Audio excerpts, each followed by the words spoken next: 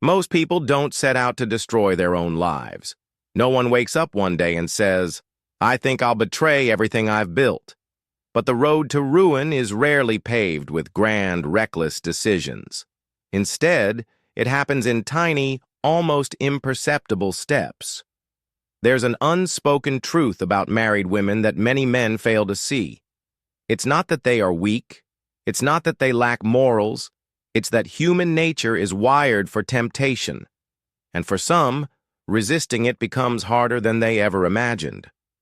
Psychologists have studied this for decades. They call it the slow erosion of boundaries. One step at a time. One thought at a time. Until one day she looks in the mirror and no longer recognizes the person staring back at her. So why are some married women so easy to lure in? And more importantly, how do they justify it to themselves? That's exactly what we're about to expose. Let's begin. 1. The hidden void. Why some married women seek external attention.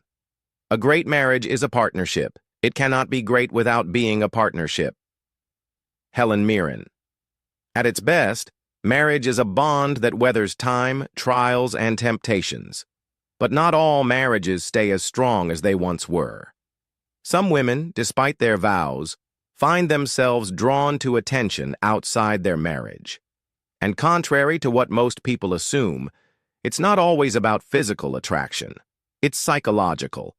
Many of them aren't looking to escape their marriage. They're searching for something they lost along the way. Human beings are wired for connection. Women in particular crave emotional intimacy, not just physical presence.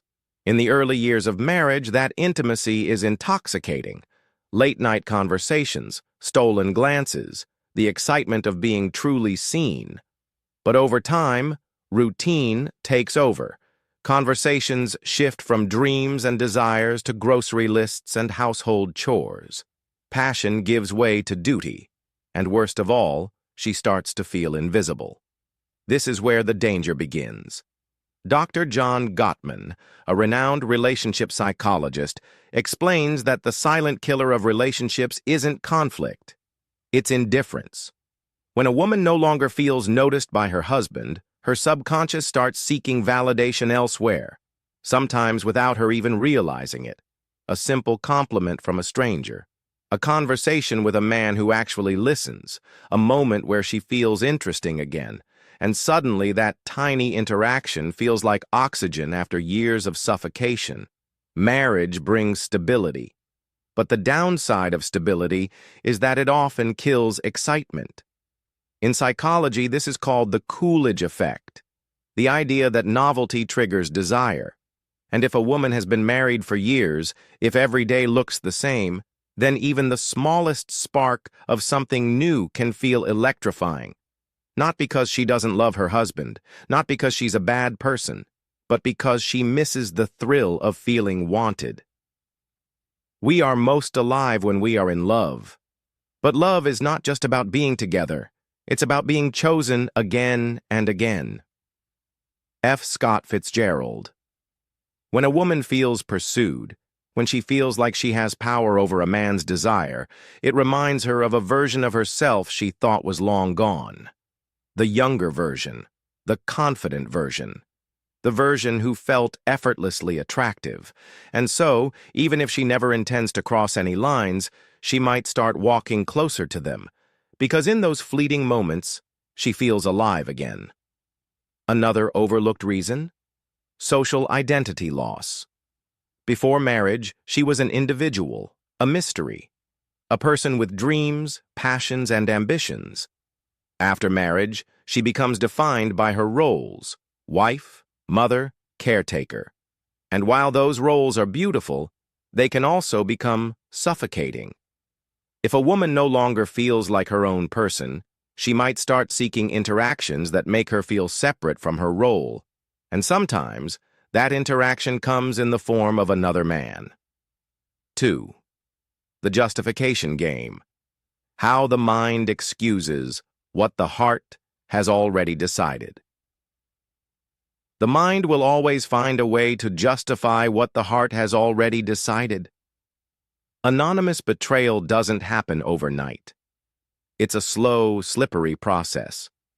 And before a woman ever physically crosses the line, she does something even more dangerous. She rationalizes, because guilt is an unbearable weight. And if someone can convince themselves that what they're doing isn't really wrong, they no longer have to carry that weight. At first, everything feels innocent. It's just a little attention. What's the harm? I'm just talking to him. There's nothing wrong with that. It's not like I'm cheating. I'm just enjoying the moment. The human brain is a master of self-deception. Psychologists call this cognitive dissonance, the tension that arises when our actions contradict our values. And when that tension becomes too much, the mind bends reality to protect itself. The easiest person to fool is yourself. Richard Feynman. So she downplays her actions. It's just flirting. It's not like I'd actually do anything. She shifts the blame. If my husband paid more attention to me, I wouldn't need this. She compartmentalizes. This has nothing to do with my marriage. This is just something for me. But here's the danger. The more she justifies, the further she'll go. Because for many married women, the first betrayal isn't physical. It's emotional. And emotional intimacy is powerful. Late-night texts, deep conversations, sharing personal struggles with another man instead of her husband. At first she tells herself, it's just emotional. There's no harm. But emotional intimacy is the first step toward detachment, and once she starts detaching, physical boundaries begin to break down. 3. The breaking point. The chains of habit are too weak to be felt until they are too strong to be broken. The hardest part isn't doing it, it's doing it the first time.